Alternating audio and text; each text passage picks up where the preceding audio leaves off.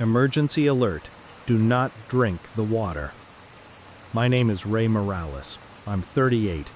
I do disaster cleanup, chemical spills, sealed sites, the places nobody ever wants to set foot in.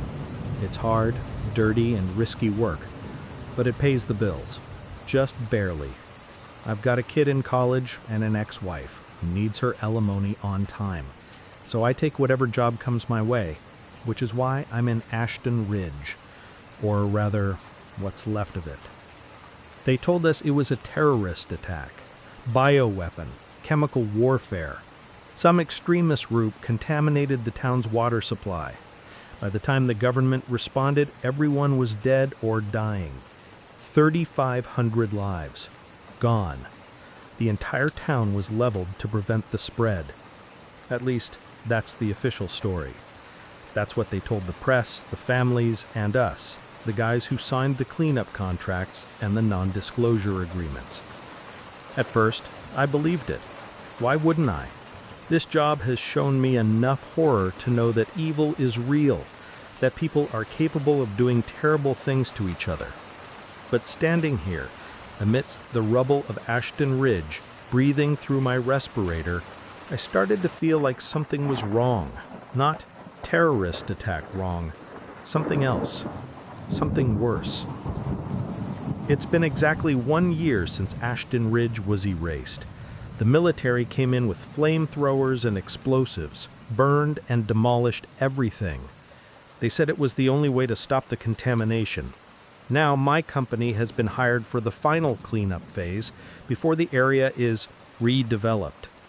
We test the soil, gather twisted metal, document everything, and make sure this place is safe for whatever comes next. Probably a strip mall, a new condo complex. People forget. In a few years, no one will even remember what happened here. But I will. Christ will I remember. After what I found today, I know I will never forget this town. This place is dead. I mean, literally dead. No birds, no insects, not even the sound of wind, because there's no grass left to rustle. Just ash, just dust, just the skeletons of buildings rising against a gray sky. Every step I take crunches on the debris, and the sound echoes strangely, as if the ground beneath me is hollow. My co-workers joke that this place is haunted, that at night they hear voices echoing from the ruins. I think it's just their way of coping with the unease that covers Ashton Ridge. No one wants to admit they're scared, but I am. Since we got here 3 days ago, the fear has been crawling up my spine. The silence of this place is chilling. It's too perfect, too absolute. In every other disaster zone I've worked, no matter how bad, life always tries to creep back in. Weeds pushing through concrete, rats scrounging for food, but Ashton Ridge is strangely sterile, as if the land itself has been poisoned, as if nothing can ever live here again. And then there are the sounds. My supervisor says it's just the wind whistling through the ruins or settling pipes, normal things in a collapse zone. But at night, lying in my trailer, I hear scraping, faint metallic clinking, and sometimes whispers, echoing from deep underground. Janie, one of my crew, says the ghosts of Ashton Ridge are still working the night shift, just going about their daily business. We laugh, but no one really thinks it's funny. Today, I was assigned to Sector 7, the residential area east of town, or what was the residential area. Now it's just foundations and ash, with the occasional chimney standing alone like a tombstone. As I was taking soil samples near what the map marked as Maple Street, I saw something strange. One of the houses, or rather the hole where it used to be, seemed to have a more intact basement than the others. The floor had collapsed in, but the concrete walls were still standing, revealing an opening into the darkness. I should have reported it. I should have waited for my supervisor, but curiosity, the most dangerous thing in this job, won out. I scrambled down the concrete slabs, my respirator fogging with my heavy breathing. The air below was different, colder, thicker, like stepping into a tomb. My flashlight beam cut through the dark, illuminating ash-covered relics, a broken staircase, charred family photos on the wall, the faces within just blackened smudges. I tried not to think about the people who died, not to imagine their final moments. Going down that path in this job only leads to madness. And then I saw it. In a corner of the basement, under a collapsed section of concrete flooring, was a metal box. Looked like a fireproof safe. The combination lock was sealed tight, but the mechanism had been destroyed, twisted in the blast. I gave it a pull, and it came free in my hands. Inside was a book, a handwritten, leather-bound diary. Somehow it had survived everything that happened here. The cover was dusty but strangely intact. On it, someone had written in bold, sharp black marker, "If anyone finds this, tell the world the truth. E.H." I felt my hands shake as I opened it. I don't know why. Maybe a part of me already knew what I was about to see. Maybe deep down, I always suspected the story they told us about Ashton Ridge was just a curtain. The first entry was dated October 15th, exactly 1 year and 2 weeks ago. The handwriting was neat, slow, the script of someone careful, someone who wanted their words to be heard. It began like this. My name is Ellie Harper. I am 42 years old. I am a mechanical engineer at the Ashton Ridge water treatment plant. I have a wife, Mara, and 2 children, Noah, 14, and Lily, who just turned 10 last month. I am writing this because I have to document what is happening. I need someone to know the truth, even if we don't survive this, especially if we don't.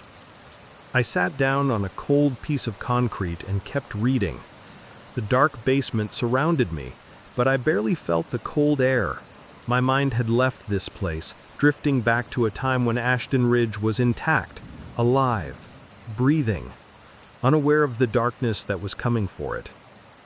Ellie's words pulled me in.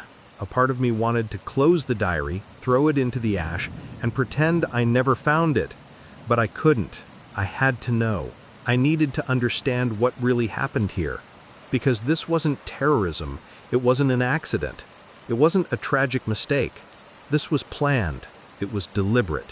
It was sanctioned mass murder, carried out by the very people we trust to protect us. As I read Ellie's description of the final weeks of Ashton Ridge, her family's descent into hell, my hands began to shake harder. A knot twisted in my stomach as I recognized a few familiar names. Government contractors I'd worked with, protocols I knew well. And then I understood. A cold realization slid down my spine. This might not be over. What happened to Ashton Ridge, it could be happening somewhere else. It might have already started. It might be happening right now, to people who have no idea what's coming for them. I'm going to share Ellie Harper's diary here, word for word, exactly as she wrote it. Because she was right. The world needs to know the truth. And it all started with the first entry recorded 3 weeks before everything fell apart, before the sickness, before the dead began to move, before her family was taken. This is what Ellie Harper left behind. Ellie's diary. October 15. I'm not sure why I'm starting this diary. Mara suggested I try writing things down last week after I told her I couldn't sleep. She thinks recording my thoughts might help me de-stress, help me relax. I don't know if it will work, but I guess it can't hurt. Work has gotten strange lately. Not dangerous, not difficult, just strange. About 3 weeks ago, a group of government contractors showed up at the water treatment plant. They said they were part of a federal initiative to improve water quality for rural communities. They brought these massive steel filters, pillars of machinery covered in biohazard warnings and labels I couldn't read. The team leader, a guy named Fisher, explained they were advanced filtration prototypes.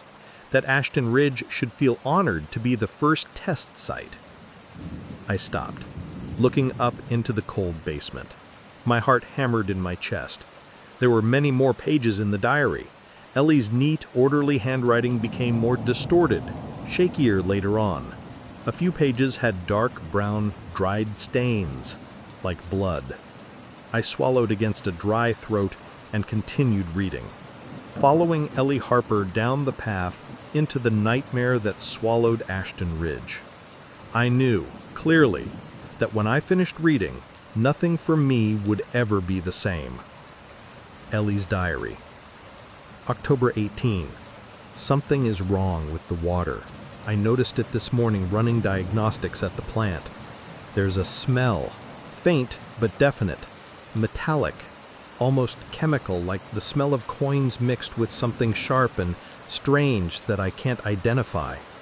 I checked all the standard levels, pH, chlorine, turbidity, everything was normal.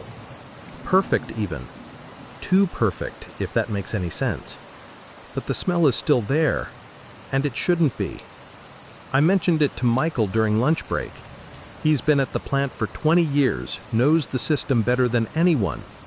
He just shrugged and said he didn't smell anything strange. Then he drank straight from the break room tap, right in front of me, like it was nothing. Maybe I'm being paranoid.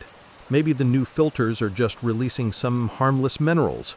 But Fisher and his team haven't been back since the day they installed the equipment. They sealed everything up, told us not to touch it under any circumstances, and vanished. No checks, no maintenance, no follow-up. That's not how government contractors work. They usually hang around for weeks, making sure everything is running by the book. But this team, they just dropped and left. I haven't drunk the tap water in 3 days. I'm bringing bottled water from home. Mara thinks it's funny, but I can't shake this feeling. Call it a hunch, call it paranoia. But my gut is screaming at me that something is wrong with our water. October 21. People are getting sick. Dr. Morrison's clinic has been packed all week. Michael told me his wife Catherine had to take their granddaughter in yesterday. A nosebleed that wouldn't stop. Just suddenly gushed blood all over the breakfast table. The doctor said it was just the dry air, told them to use a humidifier. But it's not just her. Half my colleagues have called in sick this week. Nausea, headaches, tremors. The local news is calling it a seasonal flu, telling everyone to drink plenty of fluids and rest. Drink plenty of fluids. They're telling people to drink more of the water. I tried to talk to my supervisor, suggested we temporarily shut down the plant, run tests on those filters, just in case. He looked at me like I had just grown a second head, said the government wouldn't install contaminated equipment, said I was just stressed. He told me to take a few days off if I was feeling overwhelmed. I'm not overwhelmed, I'm terrified. Because this morning, 2 of my colleagues died. Tom Brenner and Linda Vasquez. Both collapsed right on the plant floor, an hour apart. Seizures, they said. Massive cerebral hemorrhaging. Tom was 35, healthy as an athlete. Linda ran marathons. Now they're both dead. And the men in hazmat suits showed up, almost immediately. They took the bodies before their families could even see them. Who does that?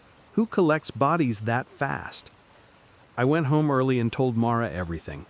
She listened, really listened. And I saw the fear flicker in her eyes. She made me quit, said we could live on savings for a while. I agreed. But then Lily came home from school, complaining of a headache, saying she'd been drinking from the school water fountain all day because she was so thirsty. Mara immediately made her drink 3 more glasses from the tap, thinking she was dehydrated. I didn't stop her. God, I didn't stop her in time. Afterward, I told Mara that from now on, the whole family was on bottled water only. No tap water. Not for drinking, not for cooking, not for anything. She didn't argue. Something in my face made her quiet, made her scared. We switched to bottled water, but Lily already drank from the tap. So did Noah, so did Mara. I'm the only one who hasn't. And I'm watching them, watching for every little sign, praying I'm wrong, praying this is all just my imagination. I had to stop reading for a moment. My hands were shaking so badly I almost dropped the diary. In the deep dark of the basement, I felt the full weight of what was coming, the horror Ellie Harper had lived through. I wanted to stop. I wanted to close the book, go back to the surface, let the light erase everything I'd read. But I couldn't. I had to know. I had to see it through to the end. I took a deep breath through the respirator and turned the page. October 23. It's spreading faster. The whole town is sick. At night, you can hear people coughing from behind their doors, see them staggering to their cars to get to Dr. Morrison's clinic. But Dr. Morrison died this morning. A heart attack, they said. But I know better. I saw him at the grocery store 2 days ago. He looked gray, exhausted, hands shaking so badly he couldn't hold his basket. The pharmacy is out of fever medication. The hardware store is sold out of bottled water. The whole town is starting to panic, and I completely understand why. Last night, Mara woke up vomiting violently. She was in the bathroom for 2 hours, and when she came out, her face was sheet white, her eyes bloodshot. She said it was just the flu, that she'd be fine. But I saw the raw fear in her eyes. She knows something is very wrong. We all do. Noah has a constant headache, and Lily keeps getting nosebleeds. I'm forcing the kids to drink bottled water, hoping it helps, hoping we can flush whatever this is out of their systems before it's too late. But I don't think it works that way. I have a feeling that whatever was in the water has already done its job. Tonight, right before dinner, all our phones vibrated at once. Not a ring, but that deafening emergency alert tone, the kind that makes your heart jump straight into your throat. We all grabbed our phones at the same time, and I knew what I was going to see before I even looked at the screen. I'd been waiting for it, dreading it. I knew it was coming. Emergency alert. Ashton Ridge is under quarantine. Effective immediately. Biological contamination detected. All residents must shelter in place. Do not leave your homes. Await further instructions. Military forces are being deployed. This is not a drill. Lily burst into tears immediately. Noah went pale, staring at his phone as if his mind couldn't process what he'd just read. Mara looked at me, and in her eyes, I saw it all. The fear, the anger, and the realization that I had been right all along. And now, it was too late. Outside, the sirens started. I pulled open the curtains, and the sight made my blood run cold. Military trucks were rolling down the street, one after another. Soldiers in full hazmat suits jumped out, setting up barricades at every intersection. A helicopter flew so low our windows rattled, and a picture frame fell off the wall. They're sealing us in, locking down the whole town, like we're just lab rats in a giant cage. And then I saw Catherine, Michael's wife, across the street. She staggered out of her house in her nightgown, her eyes vacant, blood streaming from her nose and ears. She only made it 3 steps onto our lawn before she collapsed, face down. The soldiers saw her fall. They didn't run to her. They didn't offer help. They just stood there, behind their barricades, behind their face shields, watching. And I realized they aren't here to save us. They are here to contain us, to make sure whatever is happening in Ashton Ridge doesn't get out. In their eyes, we're already dead. We just don't know it yet. I had to stop reading again. The diary kept going, but my eyes were blurred with tears. I was sitting in the rubble of what used to be Ellie Harper's basement, reading his last testament, and waves of nausea rolled over me. The image of Catherine, Michael's wife, collapsing on her lawn while soldiers just watched, hit me harder than any other detail. That casual cruelty, that deliberate indifference. These weren't rescuers. They were executioners, just waiting for the order to finish the job. I wiped my eyes and forced myself to continue. Ellie's next entry was from the very next day. His handwriting was visibly trembling. Ellie's diary. October 24. Morning. I didn't sleep last night. None of us did. Outside, it was just screaming. The rumble of engines. The helicopters circling overhead all night long. Around 3 a.m., an explosion went off somewhere south of town, shaking the whole house. Noah ran into our room crying, and our whole family just huddled together in the dark, listening to the chaos unfold outside. Mara's fever is much worse. She's burning up, shaking with chills one moment, drenched in sweat the next. I've given her every medicine we have, but nothing works. Lily's nosebleed won't stop. I've gone through an entire box of tissues. Every time I think it stopped, it starts again, minutes later. Noah seems a bit better, just a headache, but I can see he's weaker. He barely touched his food this morning. We are almost out of bottled water. I counted the remaining bottles this morning. If we ration it carefully, we have maybe 3 more days. After that, I don't know what we'll do. I tried to go outside to check on Catherine across the street, see if she was still alive. But the soldiers are posted at the end of the block. When I opened the front door, one of them immediately raised his rifle, yelling through his mask that I had to go back inside or he would shoot. He wasn't kidding. I saw it in his posture, heard it in his voice. We are prisoners in our own homes. From the window, I can see Michael's truck in his driveway. The windows are fogged up. I can't tell if anyone is alive inside. I tried calling him, but it went straight to voicemail. The internet is cut. The TV channels all show the same looping message telling everyone to remain calm and await further instructions. My phone can still make local calls, but who is left to call? Everyone in this town is either dead or dying. October 24, evening. Something impossible just happened. Something that makes no sense, but I saw it. Mara saw it. Noah saw it, so I know I'm not imagining it. It happened just before sunset. We were all gathered in the living room, trying to distract Lily from her nosebleeds with a Princess Diaries DVD she loves. The power is still on, thank God, though I'm not sure how long that will last. And then we heard it. A voice, outside, calling from Michael's house across the street. It was Catherine's voice, weak, choked, like the sound was being forced through water. Henry, Henry, please let me in. Henry is Michael's son. I went to the window and pulled the curtain back just a crack, and the sight made my stomach clench. Catherine was standing on Michael's front lawn. Catherine, the one we saw collapse yesterday, face down in the grass, blood pooling around her head. She lay motionless for hours, dead. But now she was standing, swaying, her nightgown caked in dirt and dried blood. And it was the way she moved that was so wrong. Jerking, twitching, like a puppet with its strings cut. Her head was tilted at an unnatural angle, and she kept repeating that same raspy, distorted voice.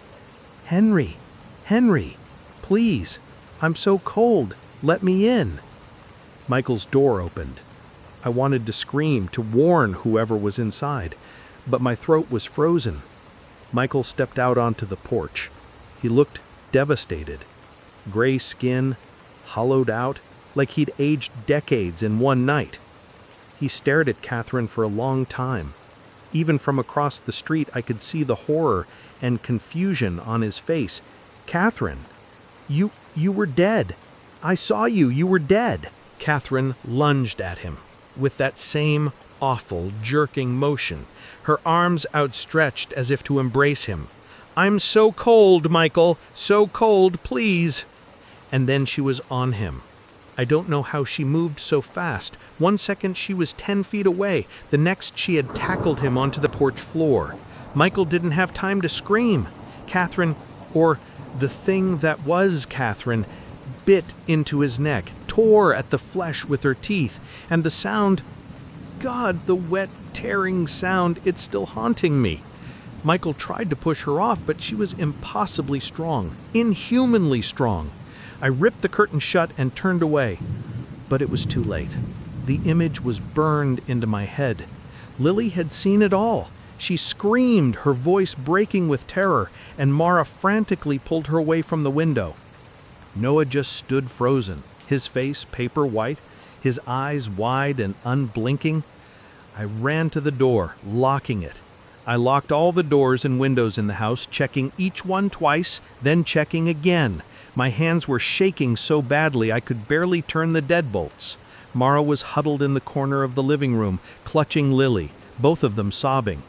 Finally, Noah spoke, his voice small and trembling. "Dad, that's not possible. Dead people don't come back. They can't." But they can. We saw it. Catherine was dead. Now she was walking. And she just killed Michael. I don't understand what's happening, but I know we are in terrible danger. We have to stay inside. We have to be quiet. We have to pray that whatever is wandering out there doesn't notice us. October 25. They are everywhere now. The dead ones. From the upstairs window, I can see them stumbling down the street, bumping into the neighboring houses. They move strangely with jerky, unnatural movements, but when they lunge, they are terrifyingly fast. And they are hungry. God, are they hungry. Last night we heard screams from the Johnsons' house. The screaming lasted about 10 minutes, then stopped abruptly. This morning, 3 of them walked out of the Johnsons' front door. Their faces were covered in blood.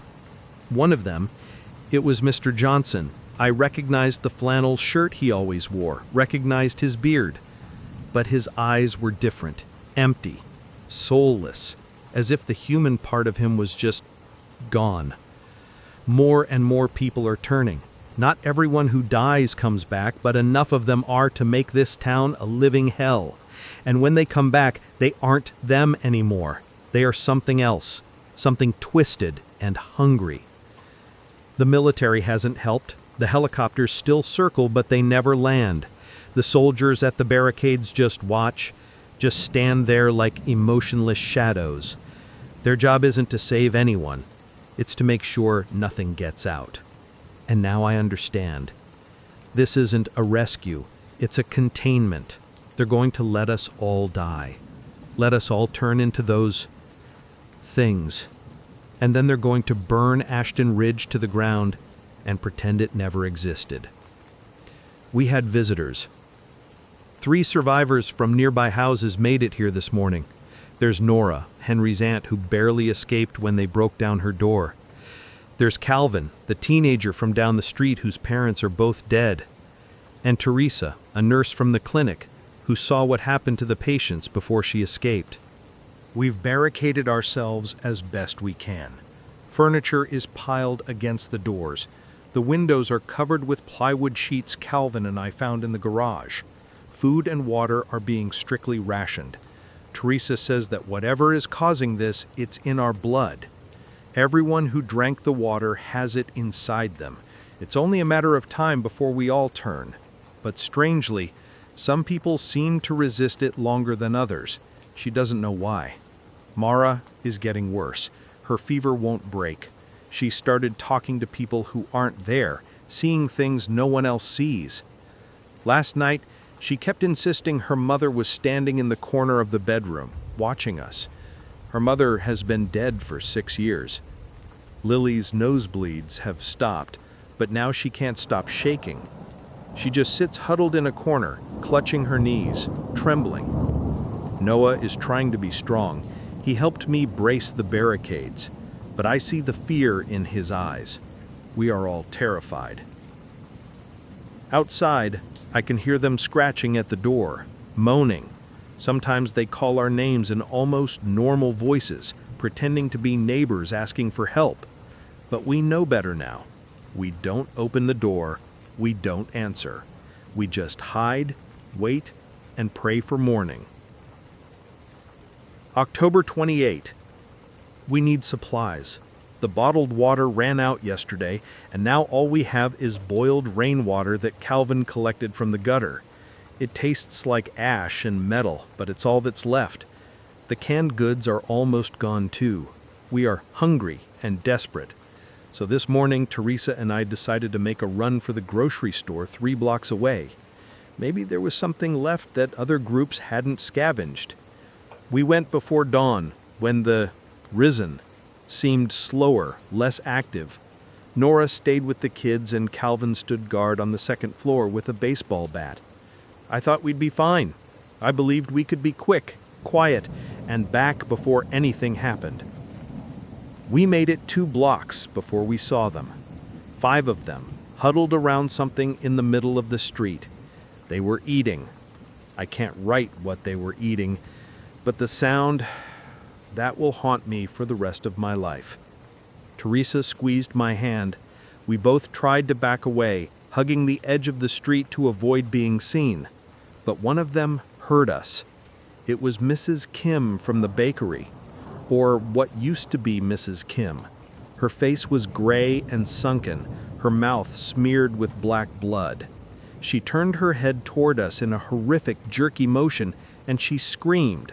Not a human scream, but a high-pitched, piercing sound like a broadcast signal. Immediately, the others stopped feeding and looked up.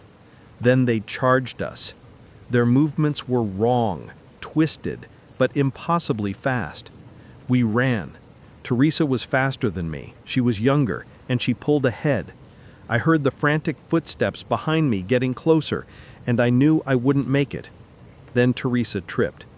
Just caught her foot on a piece of broken concrete and went sprawling onto the pavement. I stopped. God help me, I stopped. I went back for her. She screamed at me to run, to leave her, but I couldn't. I grabbed her hand, pulled her up, and just then one of them tackled me from the side. It was a man, maybe someone I once knew, but I couldn't recognize him now. He slammed me to the ground, his hands clamped on my shoulders, his face close to my neck, bloody teeth bared. Teresa swung the rebar she'd found on the ground, hitting him in the head. A hard crack, and his skull split open. He slumped over, but not before his teeth sunk into my shoulder, through my jacket and shirt. The pain was immediate, searing, and I felt my own blood flood down my arm. Somehow, we made it home.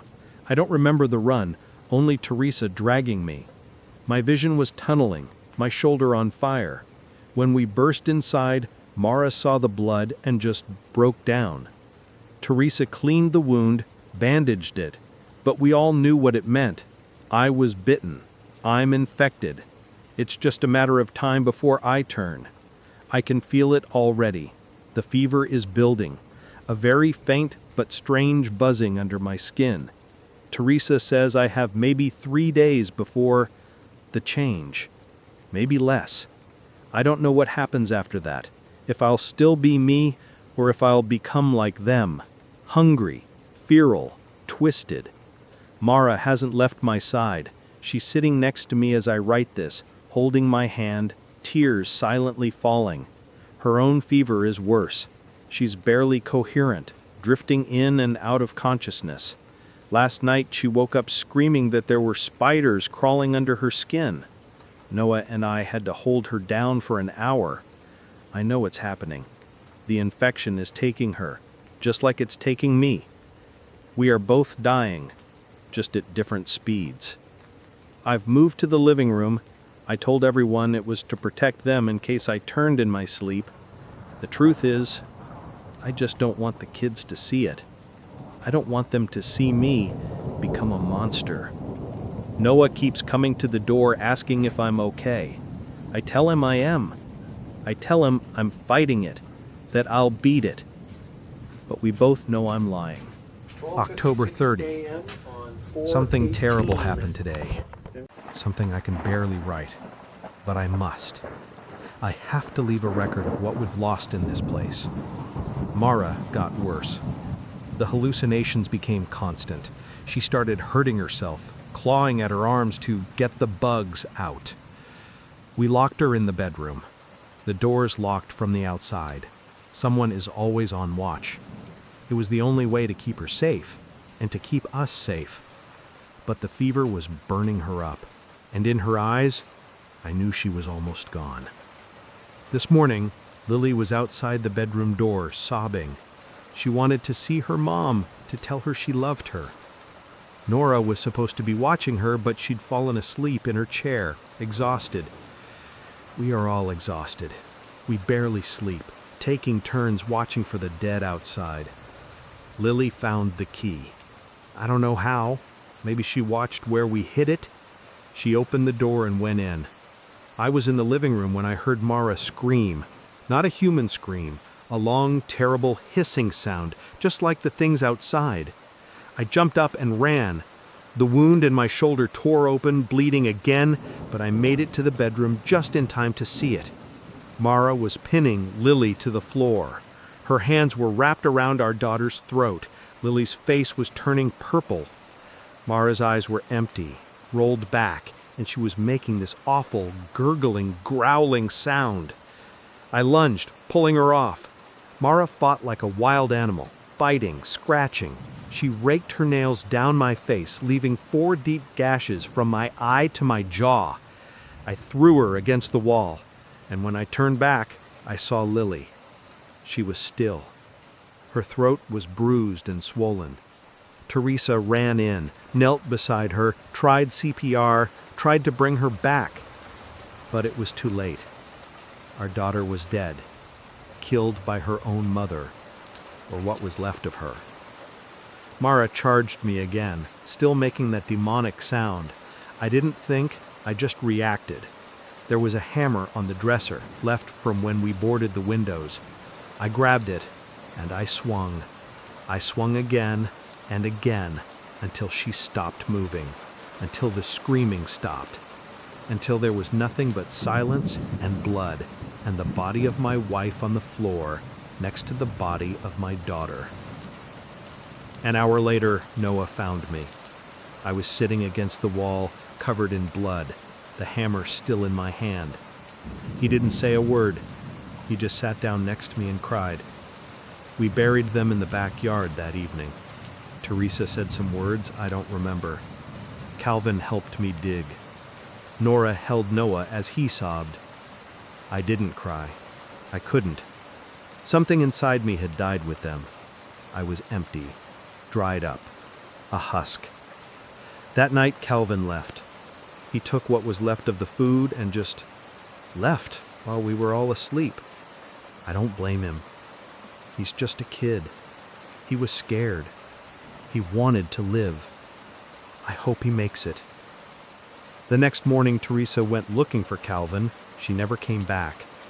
Now it's just me, Noah, and Nora in this house full of corpses and ghosts. I can feel the infection burning inside me like a low fire. I know I don't have much time. November 1st. Nora died 3 days ago. She just stopped breathing in her sleep. One moment she was there, the next she was gone. A mercy, perhaps. Noah and I moved her body to the basement. We couldn't bury her in the yard like the others. It's too dangerous outside. The dead are everywhere, swarming the streets, day and night. Dozens, maybe hundreds. We hear them constantly, scratching at the walls, moaning, calling our names in voices that are almost human. Sometimes I hear Mara's voice among them. Sometimes Lily's. I know it's not them. I know it's just my mind breaking, the infection eating away at my sanity. But it sounds so real, I almost believe it. Noah is all I have left. My son. My wonderful boy. He's trying so hard to be strong, to take care of me when I should be the one protecting him. He brings me water, shares his meager rations, checks my wound, changes the bandage every day, even though we both know it's pointless. The infection has spread up my arm. Dark veins crawl under the skin like black lightning. The fever comes and goes. Sometimes I'm lucid. Sometimes I'm not. Sometimes I can't tell what's real. Yesterday, Noah started getting sick. First a headache, then the vomiting, then the fever. He tried to hide it, tried to pretend he was fine, but I saw it in his eyes. The same clouded look Mara had, the tremor in his hands. Now he's on the sofa, wrapped in blankets, shaking with cold. He keeps apologizing, saying he's sorry, that he should have been more careful. But it's not his fault. It was never his fault. None of this was his fault. It was all my fault. I worked at that plant. I helped deliver that poisoned water to every home in this town. I killed them all. I killed my own family. This morning, Noah started coughing up blood. I wiped his face with a damp cloth and told him it would be okay. But he's 14, and he's not stupid. He knows he's dying. He knows we both are. Around noon, he said the words my heart was never ready to hear. His voice was small, broken. Dad, when it happens, when I start to turn, you have to stop me. I don't want to be one of those things. I don't want to hurt anyone. Promise me, Dad. Promise you'll stop me. I promised. God help me. I promised my son I would kill him. But what else could I do? I can't let him become one of them. I can't let his face become one of those empty, hungry things. I would rather die 1,000 times than see that. Now we're in the basement. It's safer here, quieter. I can still hear them upstairs.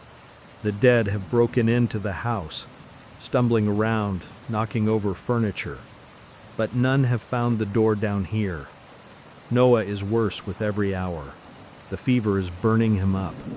He drifts in and out, muttering things I can't understand. Sometimes he calls for Mara, sometimes for Lily, and every time my heart breaks. I'm writing this by flashlight. The power went out for good this morning. We're sitting in the dark, and I'm listening to Noah's ragged breathing beside me. I know what's coming. I know I'm going to have to do the hardest thing I've ever done. I'm going to have to keep my promise. November 2, morning. Noah died last night. He stopped breathing around 3 a.m. I held him until the end, stroked his hair, whispered that I loved him, that he was brave and strong, that he was the best son any father could have. His last words were, "I love you, Dad." And then he was gone. I sat with his body for 2 hours, waiting to see if he would come back like the others, waiting to see if I would have to keep my promise. But he didn't move. His eyes stayed closed, his chest stayed still. Whatever killed him, it took him completely. He didn't come back as one of them. A small mercy in this nightmare. I buried him next to his mother and sister. I had to wait until just before dawn, when the dead are slowest. I dug the grave with my bare hands. I couldn't find the shovel. The ground was cold and hard as rock. There was ash, bombs booming in the distance. The military is burning the outskirts, trying to contain this, trying to keep it in Ashton Ridge. Now I am alone. Everyone is gone. My family, my friends, my neighbors, all gone. This house, once so full of laughter and warmth, is now just a tomb. I can feel the infection taking me, hour by hour. The wound on my shoulder is turned black. The dark veins crawl across my chest and up my neck. I caught a glimpse of myself in a broken mirror. I don't recognize what's looking back. My eyes are bloodshot, my skin gray. I look just like one of them. Maybe I already am. Maybe I'm just too stubborn to admit it. But I am still me. I am still thinking, still aware. I am still Ellie Harper, at least for now. I have to finish this. I have to know why this happened. I need the truth before I am gone completely. This morning, I left the house for the first time in days. The streets are a living nightmare. Corpses everywhere. Some moving, some still. Blackened buildings, cars piled up, and the smell, an indescribable smell. rot, smoke, and a sharp chemical smell that burns my lungs. I stuck to the alleys, hiding behind collapsed walls, making my way back to the water treatment plant. 3 times I had to press myself into narrow doorways, holding my breath, waiting for stumbling patrols of them to pass. The plant was completely abandoned. Windows shattered, doors hanging off their hinges, banging against the steel frames. I went inside, to the control room. The filters were still humming, still running on backup power. And that's when I heard them. Voices, real human voices, not the groans of the dead. I hid behind a large treatment tank, holding my breath, listening. There were 2 men in full hazmat suits checking the equipment, taking readings from the filters. They were talking. I heard every word. Man 1. Phase 3 test confirmed. Neurological excitation reached critical mass as projected. Man 2. Any survivors? Negative. All subjects expired or turned. Resistance indicators were processed during cleanup ops. Man 2. Good. Get the water samples and the neurochemical data. Dismantle the filters. HQ wants all evidence removed before the demo crews arrive. Man 1. What about the bodies? There must be thousands. Man 2. Burn them. Burn everything. The official story is a terrorist bioweapon. Keep it simple. The media's already running with it. They kept talking about dosages, infection rates, mortality percentages, talking about the deaths of 3,500 people as if they were analyzing a lab experiment. Not people with families, lives, dreams. An experiment. That's all we were. Test subjects for a government neurochemical weapons program. The water was poisoned on purpose. The filters weren't there to clean it. They were there to contaminate it. And my job, the job I took pride in, I was the one who helped deliver that poison to every home, every school, every shop in Ashton Ridge. I killed everyone. I poisoned my own family. The truth hit me like a physical blow. I stumbled back, knocking over a metal pipe. The sound echoed through the plant. The 2 men in hazmat suits went silent. Did you hear that? We're supposed to be alone. I ran. I didn't look back, I just ran out of the plant into the ruined streets. I don't know if they followed me, I don't care. Somehow I made it back to my house. And now I'm in the basement, writing this by flashlight. My hands are shaking so hard I can barely hold the pen. They did this to us. Our government did this. Poisoned us, watched us die, watched us turn into monsters. And now they're going to burn the evidence, plant a fake story, call it terrorism, and get away with it? And they'll do it again. Somewhere else. To other people. More test subjects. More deaths. For some war we don't even know about. November 4. I don't have much time. I can feel it buzzing under my skin, a low vibration that never stops. The infection is all through me. My thoughts are breaking apart like smoke. I write a sentence, then immediately forget what I was writing. I lose hours at a time in a hazy void. The fever never breaks now. It's burning me from the inside out. I look at my hands. They're not mine. The fingers twitch in spasm, clenching and unclenching. In a shard of the broken bathroom mirror, I see something barely human. Skin gray and stretched over bone.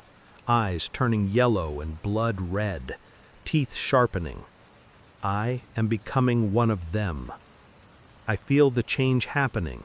I feel my humanity flaking away, piece by piece. But I'm still here, still aware, still Ellie Harper. For now. I have to finish this. I have to write it all down before my hand can't hold the pen, before my mind dissolves completely. Someone has to know the truth. Someone has to understand what really happened here.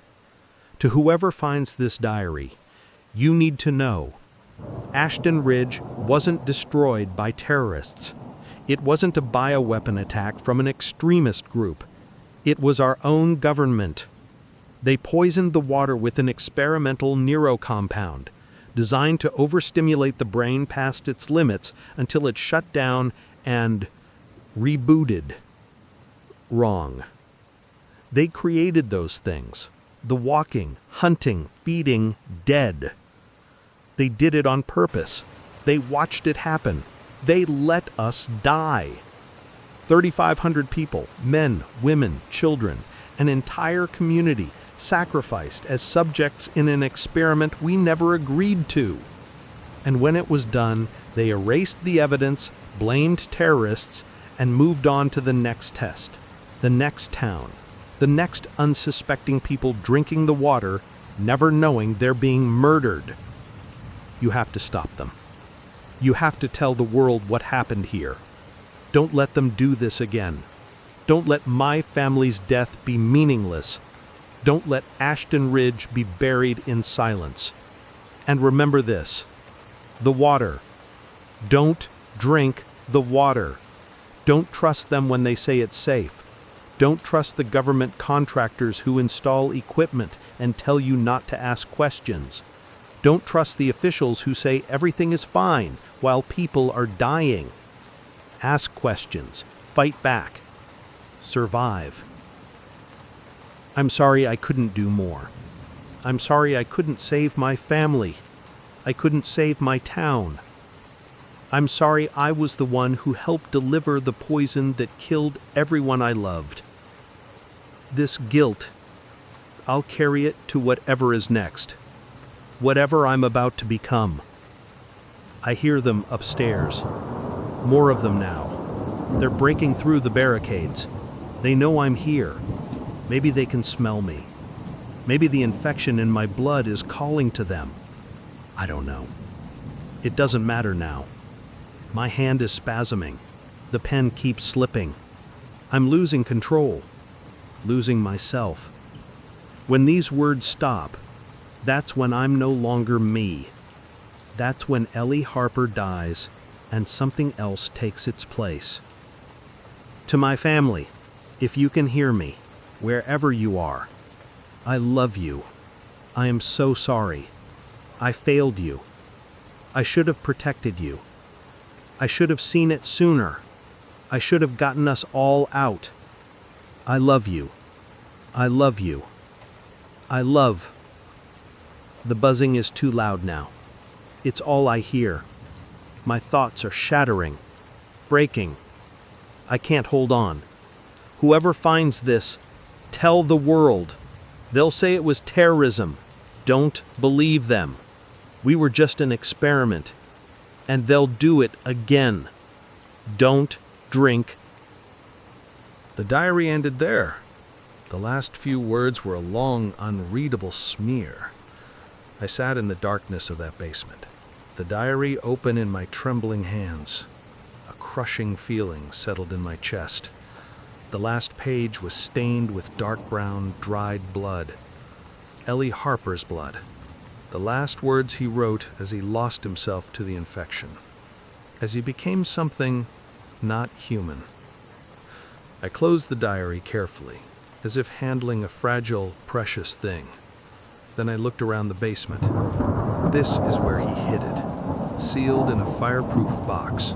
His last rational act, his testament, his truth. The ruins of Ashton Ridge suddenly felt different, not just a disaster zone, a mass grave, a crime scene. 3,500 people murdered by their own government. And I was sitting in the middle of the evidence. My radio squawked, the static making me jump. My supervisor's voice, distorted. "Ray, you copy? Lunch break. We got a water truck at base camp. Remember to hydrate. It's hot out there. And don't drink from any of the old pipes. They're still flushing the lines." I stood frozen, staring at the radio, my mouth dry. Flushing the lines. The exact same words I heard from the two men in the plant a year ago. The same procedure. I looked down at my arm.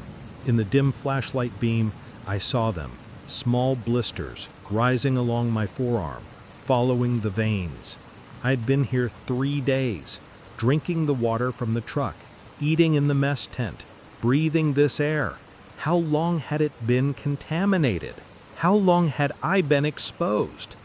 The horrible pieces started to fit together with cruel perfection. The quarantine zones we weren't allowed to enter, the standard blood tests before the mission, the non-disclosure agreements threatening to sue us if we spoke about anything we saw, the way the supervisors insisted everything was safe, even though nothing could live in this land, even though the silence was heavy, unnatural. This isn't a cleanup. This is Phase 4, and we are the next test subjects.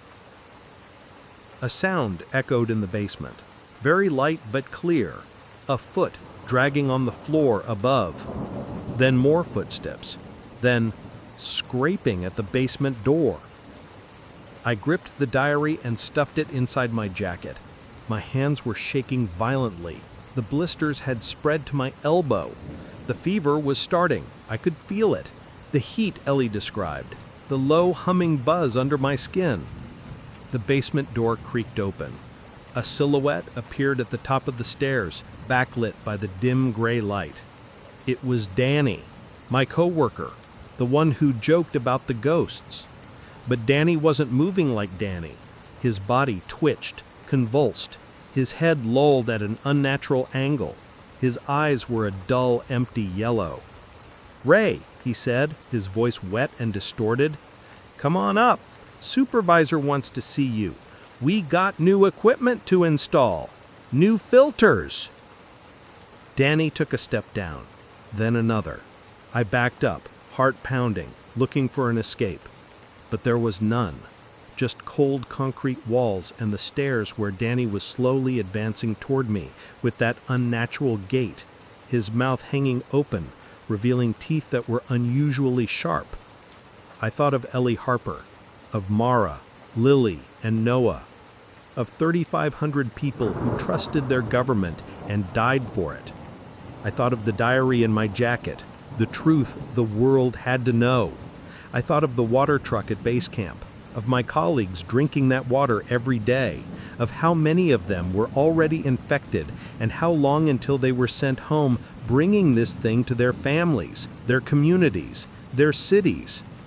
This wasn't containment. This was expansion. They were turning us into the weapons. I grabbed my flashlight and swung it hard at Danny's head as he reached the bottom step. A wet, cracking sound. He stumbled, but didn't fall. He just turned those soulless eyes on me and smiled, revealing far too many teeth. I ran. I shoved past him, up the stairs, into the ruined house, and burst out into the gray daylight. Other workers were scattered around the site, shuffling through the rubble. When they saw me, a few immediately began to move toward me, with the same jerky, distorted movements as Danny. I ran for the perimeter fence where the military checkpoint stood. Through the face shields of their hazmat suits, I saw the soldiers tracking my every move. I grabbed the fence, screaming for help. A soldier immediately raised his rifle, aiming it straight at me. Not at the infected workers stumbling behind me, at me.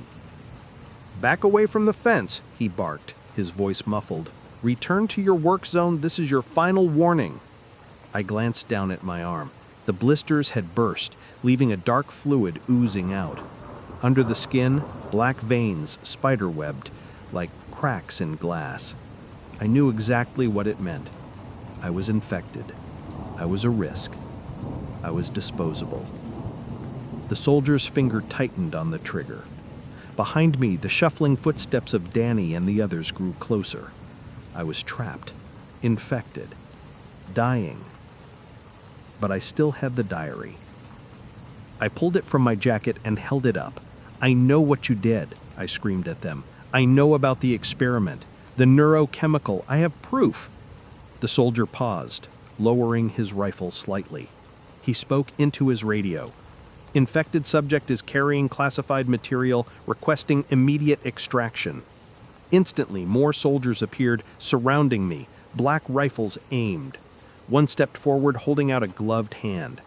"Give me the diary, come with us, you'll be treated." I looked at the outstretched hand. I looked at the rifle mark barrels. I looked at the infected workers closing in, and I remembered Ellie Harper's last words. "Tell the world the truth."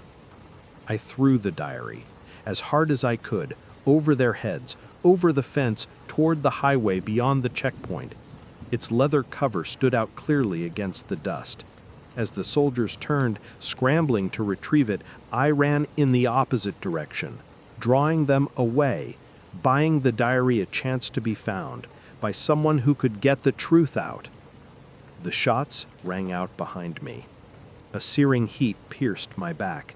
I stumbled, then fell. More shots. Pain exploded from my chest to my legs as if my body was being torn apart from the inside. I crawled behind a collapsed wall, pressing my hand to the bleeding wound. I knew this was the end.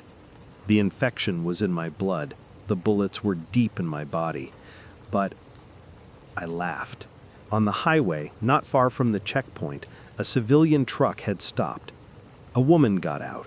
A woman with a camera around her neck. A journalist, maybe? Or just a random passerby? She walked to where the diary had landed. She bent down. She picked it up. She opened it, flipping through a few pages, reading, right there. The soldiers at the checkpoint didn't notice her until it was too late. By the time they ran, she was already back in her truck, clutching the diary. The engine roared and the truck sped off. Ellie Harper's truth was out. My vision blurred. The fever, the blood loss. I was sinking. I thought of the water, clear and cold and deadly. I thought of the towns I'd never see, the people I could never warn, and I thought of that woman driving away with the diary, hoping she had the courage to broadcast what she'd read. My last thought, before the darkness swallowed me, was an echo of Ellie warning. Don't drink the water. Don't drink the water.